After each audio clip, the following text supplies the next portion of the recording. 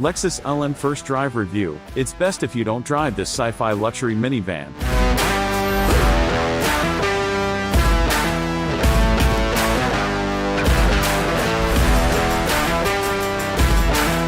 Lexus Space Age OMG Starship/van is even better than we expected. When Lexus introduced the latest iteration of the LM at the 2023 Auto Shanghai show, we thought we might have stumbled upon the coolest minivan ever forged by humankind's ingenuity. Judging by the massive number of folks who read our article, you all agree.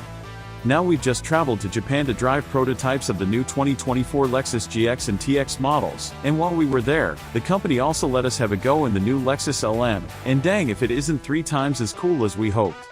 The fact we probably won't see it in the US is one of automotive life's great tragedies. For those who missed it the first time around, the LM, Luxury Mover is the backronym, is a 4-seat minivan based on a Japanese market Toyota called the Alphard. Our ride from Haneda Airport into central Tokyo was in an Alphard equipped with massive corporate jet-style reclining seats in the second row, to the detriment of legroom in the third. This was, we thought at the time, the height of civility in a taxicab, and then we experienced the 4-seat 2024 Lexus LM. The LM transforms the Alphard concept into a full-on limousine. A divider separates the first row, perhaps we should call it the chauffeur's area, or maybe the servant's quarters, from the rest of the LM, at the top of which is a glass partition that can lower or turn opaque for privacy. Below the divider is a massive 48-inch LCD split-screen stretching pillar to pillar, wide enough that it can be split for each passenger to watch their own content. The screens can be fed from a mobile device, allowing movies and Zoom calls. Below the screen, and well out of reach of the fully reclined occupant's toes, are 2 small storage compartments and a cooler suitable for champagne. A sticker on the backside of the fridge door appears to tell us it's not suitable for beef or fish. Go figure, it rained on us in Tokyo, so we were pleased to find umbrellas mounted behind the side doors, outside the cabin, naturally, so one need not soil the interior. The deep pile carpet is so thick that supplicants can genuflect without scuffing their knees. The rear seats, only 2, mind you, none of that third-row nonsense here, are massive power recliners with elevating leg rests and tray tables that fold away in the armrest. In its own literature, Lexus refers to these seats as thrones, and that's not far off.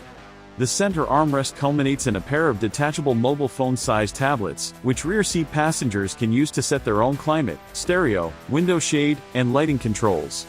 Life isn't too much worse for the LM chauffeur/driver, who will find him or herself surrounded by acres of leather trimmed with beautiful herringbone pattern wood and bronze-colored metal accents. If the dashboard in the Lexus NX looked this good, we bet it'd be a much stronger seller.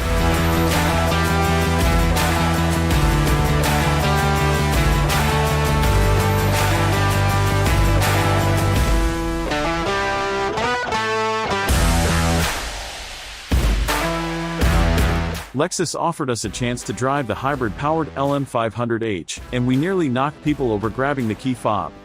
We started out in the chauffeur's position, where we found the seats to be big, soft, and comfortable.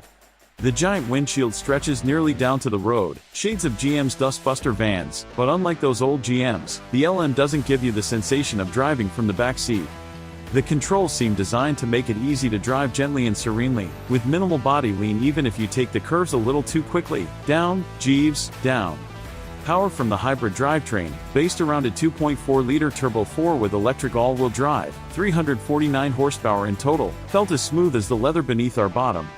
Much as we love to drive, the back seat was where we really wanted to be, and Lexus provided a chauffeured ride in the LM, which we took it up on, twice.